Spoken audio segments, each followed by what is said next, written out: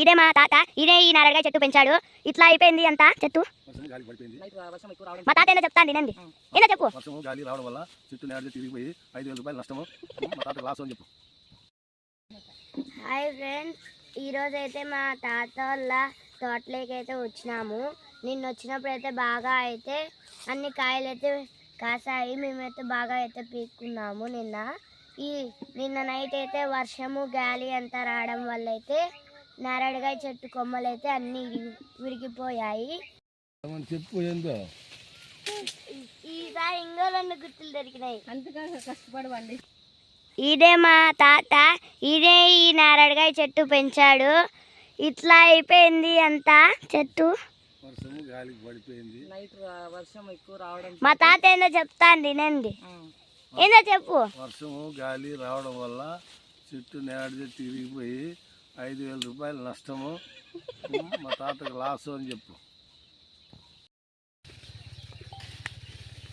చూడండి ఎంత పెద్ద గుర్తు, అన్ని బ్లాక్ బ్లాక్.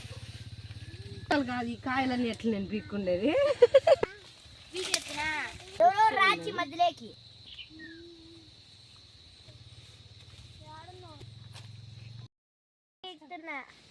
చాలా కష్టం పీకడానికి, చాలా ఉన్నాయి. ఏవి ఎక్కడ అనేది కూడా తెలియదు.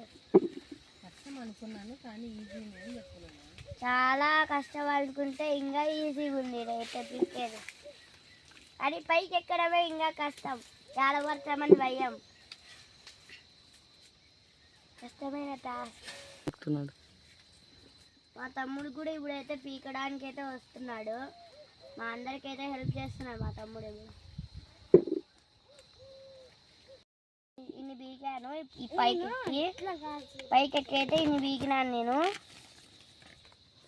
పైకి ఎక్కైతే ఇన్ని బీకాను. పడిపోయింది అని చెప్పా కదా కొమ్మ. ఆ కొమ్మలో అయితే ఇన్ని కాయలు అయితే వచ్చినాయి.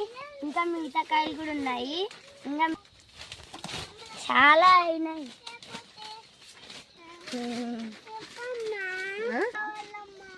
ఇవన్నీ పీకితే ఇంకా ఎన్ని అయితే మాకైతే తెలీదు. ఇదైతే ఈ రిపండ్ కొమ్మలో అయితే ఇన్ని కాయలు ఉన్నాయి. 5 to 5. ఇవన్నీ చూడండి చాలా హైట్ అయితే ఉన్నాయి. ఇవన్నీ పీకడానికి ఇంకా చాలా టైం పడుతుంది అనుకుంటా. ఈరోజంతా అయితే అవుతుంది. నాకు తెలిసి రేపు కూడా పీకాల్సి వస్తుంది. ఫైనల్గా అయితే మేము ఈ 2 బాస్కెట్స్కి అయితే నింపేసినాము. ఇంకొక బాస్కెట్ అయితే ఇంటికి తీసుకుపోయినారు. మార్నింగ్ నుంచి కష్టపడి అయితే ఇన్నైతే పీకినాము. ఇప్పుడైతే దీన్నైతే మేమైతే ఇంటికి తీసుకెళ్తున్నాము. ఇవన్నీ అయితే ఇట్లా మీ ఎంతకే డబ్బులు వస్తాయేమో చూద్దాము. పొద్దునుంచి కష్టపడినాం కదా, ఎంత డబ్బులు వస్తాయేమో చూద్దాము. ఇట్లా మీరు ఫ్రెష్గా చెట్ల నుంచి పీక్కొని ఎవరైనా తిన్నారా? తిన్నట్టయితే కామెంట్ చేయండి. Bye friends.